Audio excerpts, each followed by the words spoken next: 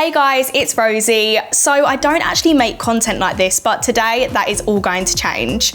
I'm here with presenter and broadcaster Richie Brave, and together with Childline have set me a really weird task to unbox my brain. Nice to have you joining me, Rosie. Now I understand that Ngadi Smart has done this beautiful box for us, and there are some contents in there that are from your brain, but they're also random household objects. How are you feeling about doing it? So obviously I am a bit nervous because this is literally everything that's going on inside of my brain, but I'm excited to share because honestly, I don't take the time. We're gonna look at the good, the bad, the ugly. So are you ready for us to dive in? Yeah. You know what, I'm gonna pull out this one.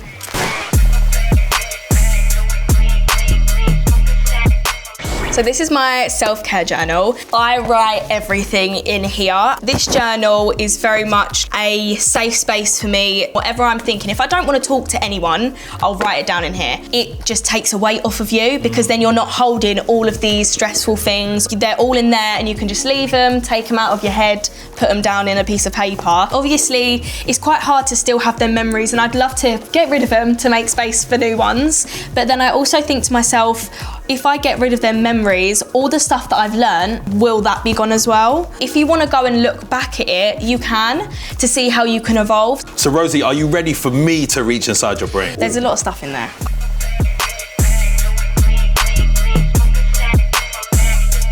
Why is your face like that already, Rosie? This is a trophy, and this is from a past relationship. So this says, to Rosie McClelland, for being a great girlfriend. Breakups can be quite difficult. They can, yeah. Like, how are you managing all the emotions that happen and all the thoughts that you have as a result of the breakup? The breakup was mutual, which was quite good. We just weren't progressing in the relationship and it became more of a friendship. But in that span, all of his friends as well were my friends. So I lost a lot of people. So I was basically on my own. And the person who actually got me to be okay was my mum. Just talking and having a cry really helped. Breakup aside, how did it feel losing your friendship group? It was very hard. Literally, I lost about 8 people in one day. That's a lot of people. So there's no point in just sitting in your room thinking like, I can't go out, I'm too scared, just do it. And even if you don't want to chat to your family, in school, when I was in school, I used to have this teacher. She was my drama teacher. Her name was Miss Hayward, and I'll shout her out here because she is unbelievable and I love her and she supports me on everything. If I was having a bad day, I'd go to her office. Even like teachers, like your favourite teachers that you feel comfortable with are really good people to talk to. I need to take this out. Right. I didn't break anything. No, you didn't. So this is a frying pan. This, for me, represents responsibility. I can't cook. Like I cooked pasta the other day and I ate it and it was raw. I want to move out very soon, but I am scared of the responsibility it's going to have because if I can't cook for myself, how am I going to live by myself?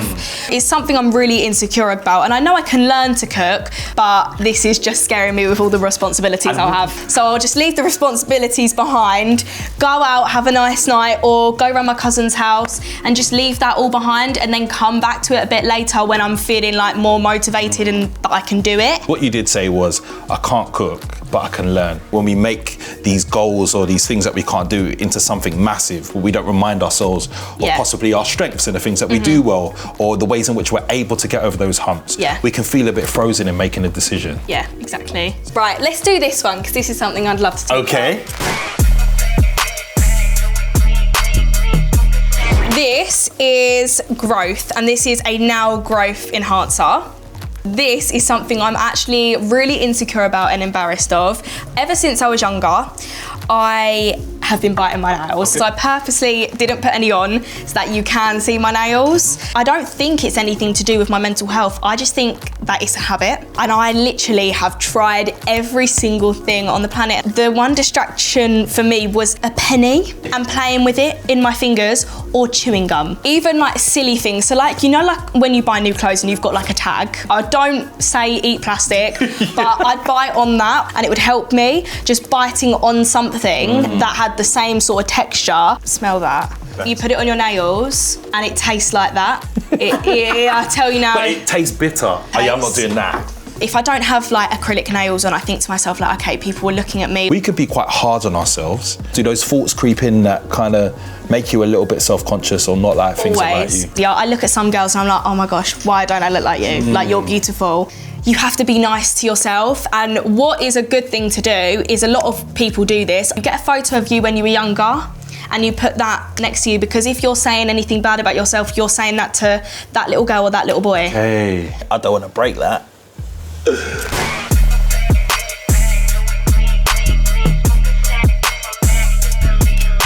So this is something that means a lot to me, and this is one of the good things in my mind, and it represents obviously music. This helps me in any situation. Music can literally bring people together, and if you're in an anxious environment with new people, you put music on and everyone's dancing. Yeah. So listening to your favourite artist will just settle your anxiety.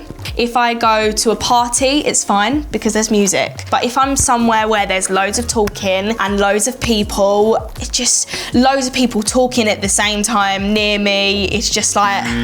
It sounds like you know yourself really well. Yeah, I do. Have you always been like that? No. I only found it out probably in the last 6 months. What I like, what I don't like, situations I don't like being in, and you've just got to experience that stuff to get to that stage. Okay, I'm gonna do a no-looking one.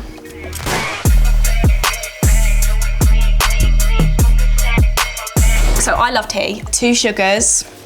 I know it's quite bad, but I'm a sweet person. This basically reminds me of my nan. If I ever got sick, she would make me a lemon and honey tea. And just having a cute little mug in the morning just reminds me of how she used to help me. Just little things that hold that memory, just really help make you happy. I'm reaching inside your mind again. It's okay. I have to do it. Get yourself comfortable.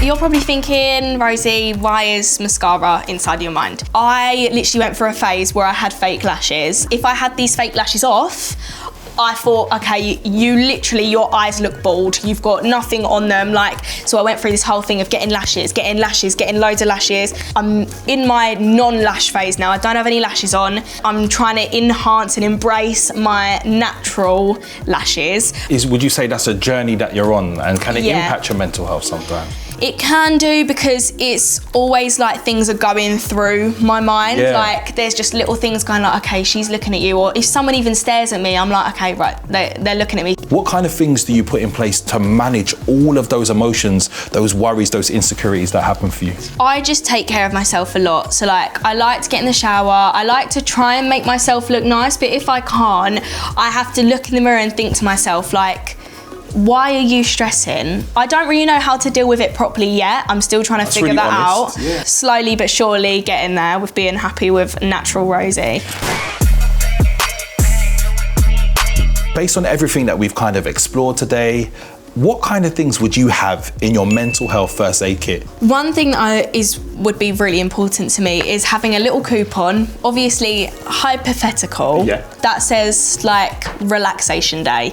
Everyone deserves, no matter what they're doing, they just need one day where they can just forget about all the stress, all of the bad things, just relax, chill out, lay in bed, sleep, get in a nice bath. Another thing is artwork. I love painting, I love colouring. I think it's finding what works for yourself, finding those distractions to remove us from the negative behaviour is brilliant. I'm going to be doing that. So as you all saw, I unboxed my brain. It was a little bit daunting, but it's definitely helped me actually know more about myself. So everyone needs to focus on their self and care for their self. If you want to unbox your brain, Childline is there to help you.